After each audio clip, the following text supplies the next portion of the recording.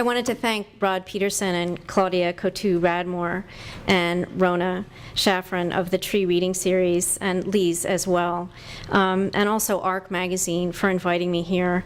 I'm delighted I had the chance to do a group reading.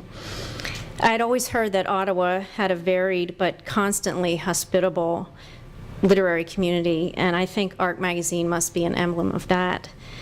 I know of very few other literary magazines on the continent that consistently publish a range of work, varying styles, that are open to so many critical points of view, and that publish such bold and thoughtful reviews. And I actually don't know of any other magazine that in the space of a few years has created so many exciting initiatives or continued with so many interesting features. Everything from How Poetry Works to ARC Dozens to the Critics' Desk Award. So I feel very grateful for all kinds of reasons to Anita Leahy and to Rhonda Douglas and the other editors and to the ARC board, not least for the Poet-in-Residence position that gave me so many illuminating and happy experiences this past year. Near sea grape dunes, blue crabs maneuver lacquered breastplates, raise fat claws like maestros. Blue armored ranks wait. Gingerbread gazebos resettle now as ash. In steep sub-zero fields, snowflakes take positions across unfluttering lashes. So this is for Klaus, and it's called Range. Bulbous, chromed like a 50s car, 50 years old, like the house. Only one burner still lit. Even unwatched pots wouldn't boil. Offhand advice said junket, but not our friend Klaus. Clanking, he leapt from his truck, cranked the stove's snowy hood, peered into glass-fused orbs. Gingerroot thumbs nudged coils. With falcon beak pliers, he stirred black lava reaches of crud, knit frizzing wire. He eased the range sideways, humming, draped copper around new bolts, strands over a child's ear, tapped, squinted, hovered, ruddying a quartet of suns. Klaus shook his head at our check, scooped tools, patted the stove's chipped door. Bake me 2 stolen. With your double labor of love, you will have given us hundreds, and all you ask is 2 loaves.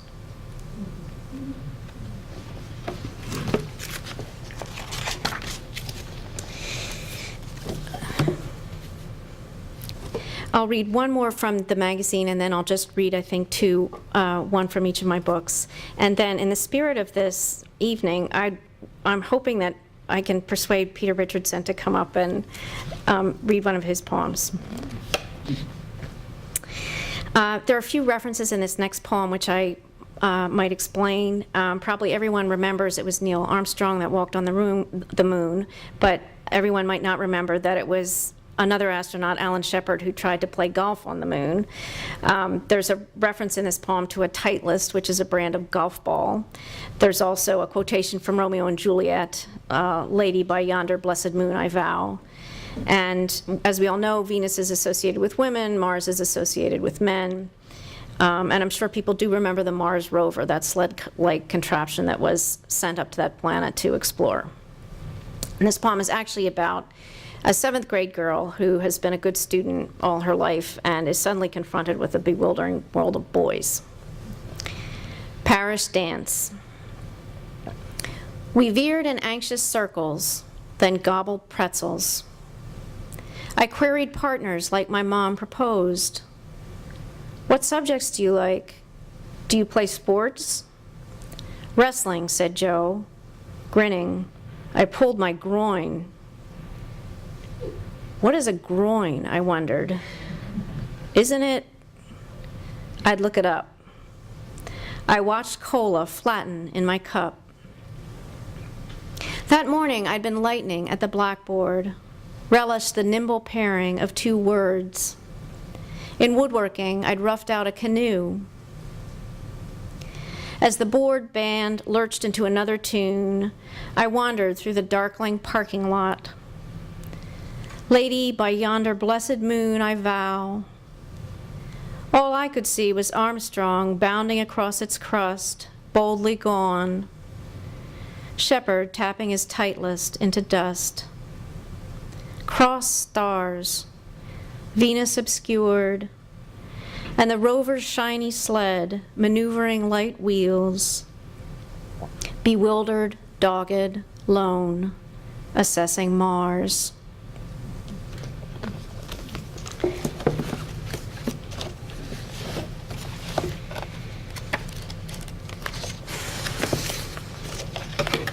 This next poem is from my first book, Fielder's Choice, and it describes something I saw one day when I walked into a barn with a friend.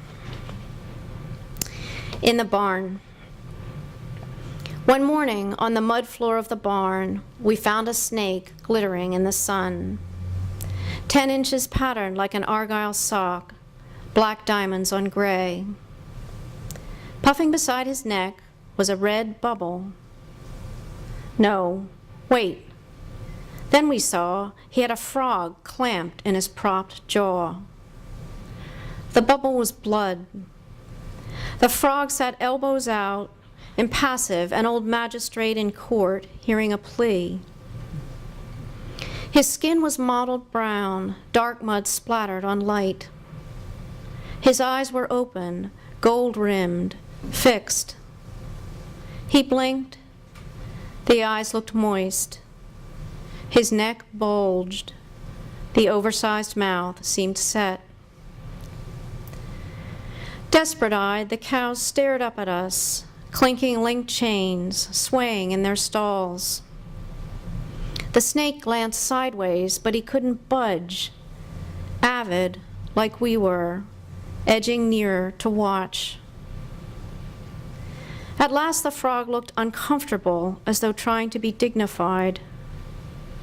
Willful, the snake was helpless too, frog jamming his jaw. We ran when a calf started to bawl.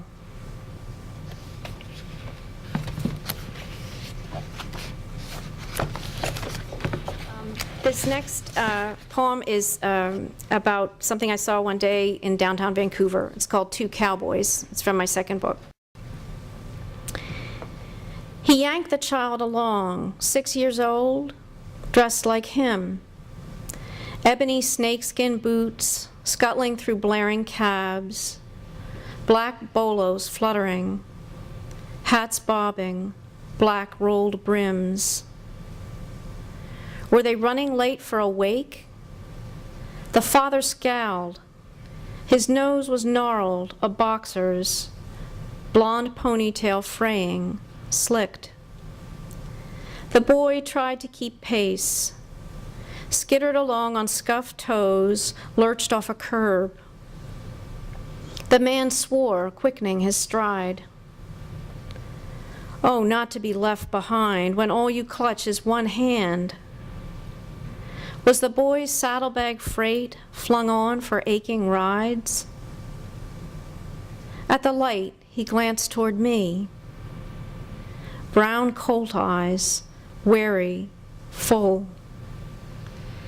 Let him be dashing from shifts at the fair's Wild West tent. Let me not find him years on, tossed, broken by bulls. Chemo side effects, vision.